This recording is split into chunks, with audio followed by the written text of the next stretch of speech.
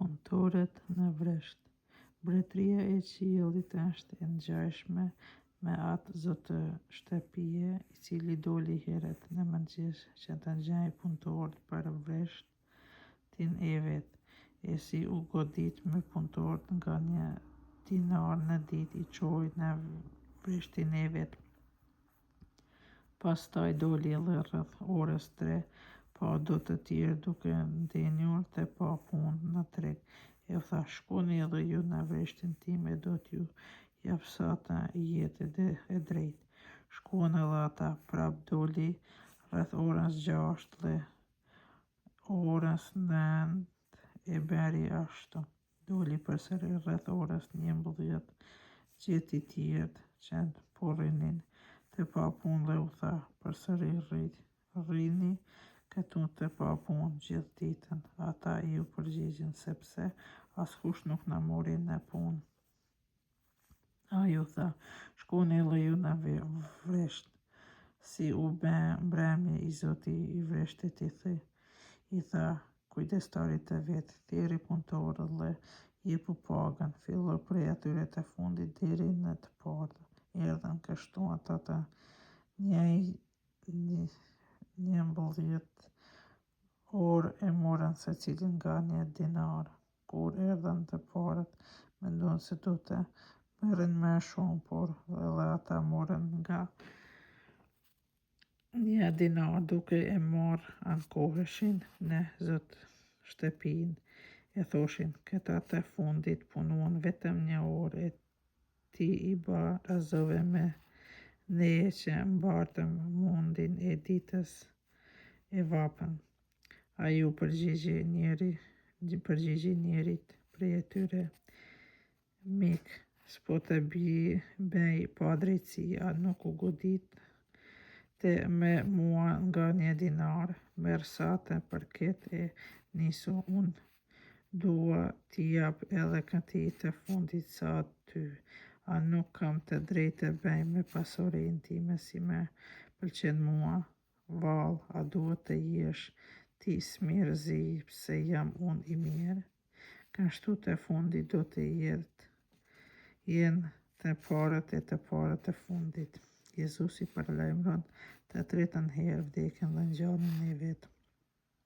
Kur Jezusi po ngjitet në Jeruzalem, I mori veçmas të 12 dhe ullës I tha që po ngjitemi në Jeruzalem dhe Biri I njeriut do të dorëzohet krypriftërve të skribëve. Ata do të dënohen me vdekje e do të dorëzohen paganëve për të vënë në lojë, për të froshkolluar e për të kryqëzuar, por ai të 3-ën ditë do të ngjallet.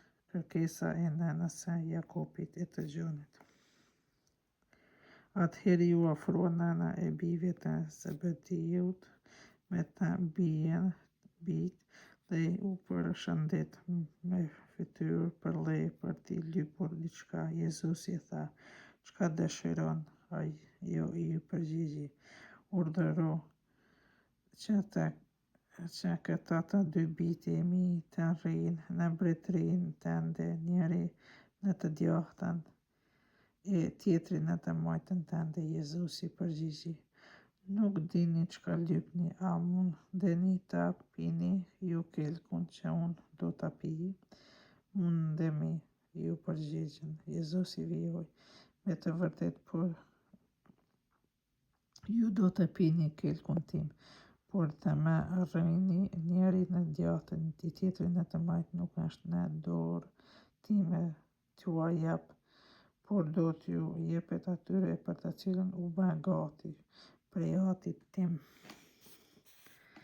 Kur morën vesh të 10 tjerët u zemruan në 2 vëllezërit. Atëherë Jezusi I thirrri pranë vetes e u tha, ju e dini se sunduesit zotërojnë popujt e vet e princat e tyre I mbajnë nën pushtet.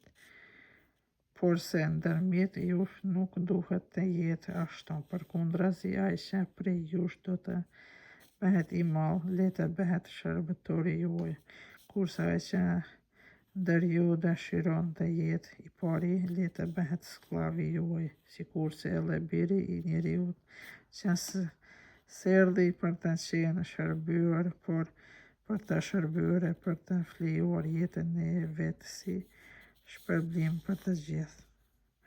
Shërimi i dytë të verbëve në Jerihonin. Kur po dilnin nga Jerihoni, i vunë pas shumë njerëz, kur që dy të verbët i rrinin në skaj të rrugës.